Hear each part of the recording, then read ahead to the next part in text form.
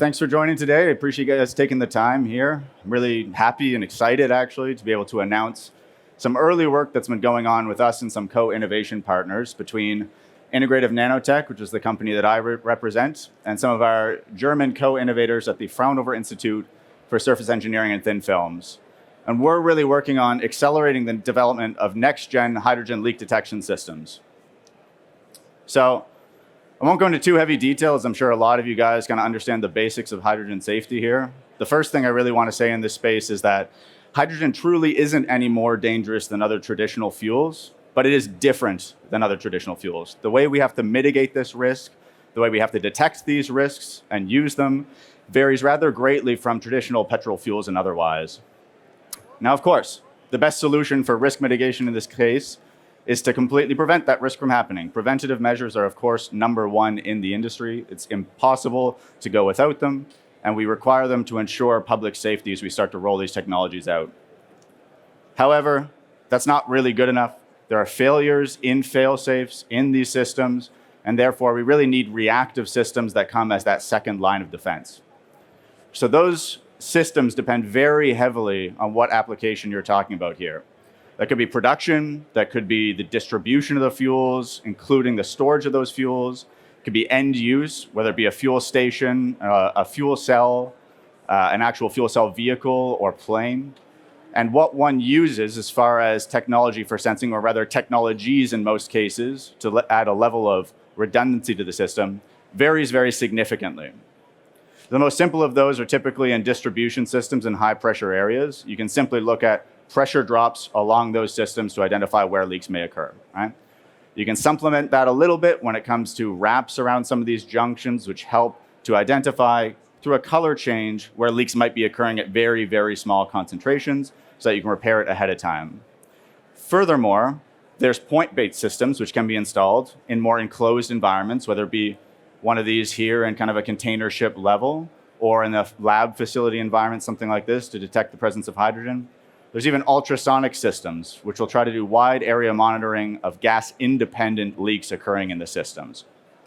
What I really want to focus on here, though, is actually within the transportation sector and areas where the common public are going to be coming in close proximity to hydrogen systems, and there's some criticality there. And some of that's actually been identified already with some shifts in regulations coming both out of the US and also out of Europe right now. So one of those points, which many of you might have seen on your travels before here, comes from the US Department of Energy a few years back.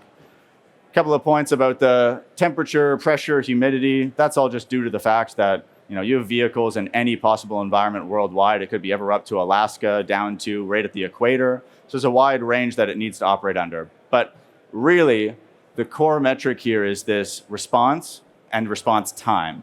So how low a level of hydrogen can you detect, and how quickly can you detect it? And this recommendation of 0.1% in 1 second has never been achieved by any company right now with a product on the market. Now, more importantly, or rather more valuable for those in the industry building hydrogen fuel cell vehicles, is the reliability of these sensors that are actually installed. As it stands right now, there's significant problems with drift and unreliability, leading to regulations stating you have to pull your vehicle off and have it tested and potentially recalibrated every 6 months. Now, these vehicles are being marketed as an easy transition for those who are driving petrol vehicles to move to a comparable system. You don't have to worry about long battery charging times with an electric vehicle. You don't have a fear of your battery running out. But in this case, this really provides a non-insignificant barrier to entry for those customers looking into a fuel cell market potential. And the costs of which maybe land on the producers, but more likely will actually see them come down to the consumer end as another barrier for them to join in. So we are actively working on a solution for this right now. And this comes down to leveraging our proprietary technology for commercial scaled nanostructured materials to create the next generation of ultra high performance hydrogen sensors.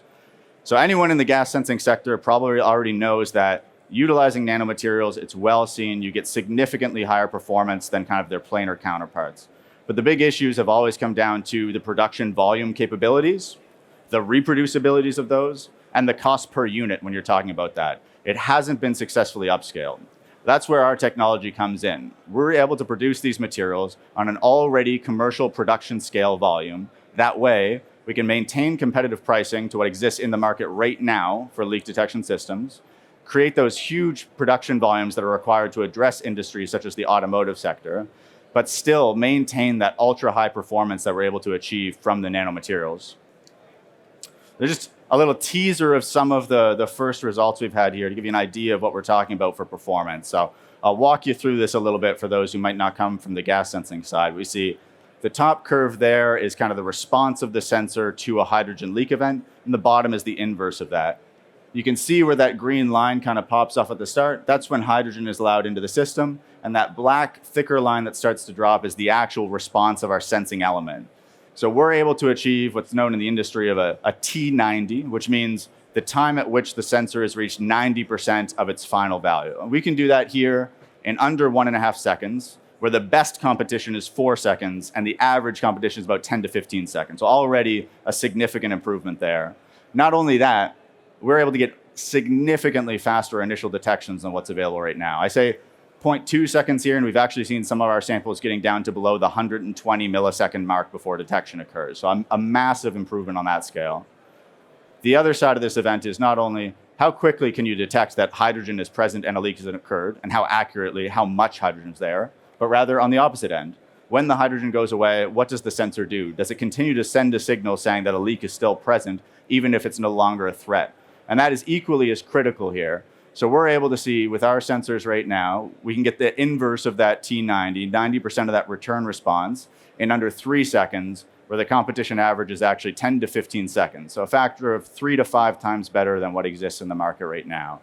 And again, this is something that we are truly actively improving on basically a day-to-day base right now. The beauty of having such a quick recovery speed is we're really able to say, okay, was that leak event something of note? Do we need to act upon this information? Do we need to shut something down? And that's very valuable for systems like this that cost so much money to shut down for periods of time. So now we want to talk a little bit about the reliability side, because unfortunately within our sector, we don't have advanced lifetime testing. So we're kind of limited to making sure over a 6-month, year, 5-year period that our sensors perform to the level they do. But I'll say the team behind us right now are some of truly the best experts in the world to address some of these problems when it comes to drift and reliability of sensors. Just in our executive level alone, we've got over 40 years of experience working with sensor development. We've got over 40 patents issued under our belts. And we have, not myself, I wish I could say, but our CTO there has 3 separate pieces of his sensing technology that's made it up to the International Space Station there. But really a core part of this as well is we are a spin-off actually of the Fraunhofer Institute for Surface Engineering and Thin Films in Braunschweig in Germany. And that gives us truly unparalleled access to some of the best of production, characterization, and development equipment when it comes to materials for these industries, and also the further ability to rapidly upscale those processes to meet mass market standards. So this is kind of the question mark here, and half of the goal of why I'm here today is to talk to people about what we're doing next and where people might want to get involved. So we're today, of course, at the World Hydrogen Summit here in May 2024, but we're working really quickly towards our first palatable prototype that we're trying to install in these transportation sectors ideally, but happy to hear other applications. With that in, ideally focusing for a full product release later in 2025. So we're looking for pilot partners. If people are interested in what we're providing, the idea especially of longer term reliability, a less barrier of entry to your customers coming into the fuel cell industry here, then please come and contact us. We also provide, of course, access to our in-house experts that cross not just the specific sensor development side, but have a wide range of experiences across the entire hydrogen value chain. So we can kind of help each other and help push both projects faster than we could independently. My final slide here, I'd really like to honestly invite you all. We have a nice little ceremony after this at the Canadian Pavilion, specifically in the Nova Scotia booth. We've got some of our team from Fraunhofer there. We're going to have a contract signing for our exclusive license agreement, framework agreement moving forward, just really celebrating the focus of co-innovation between the two countries and how we can move forward to address some of these problems that are really required to do so to move forward to a carbon neutral future. Thank you very much. Oops.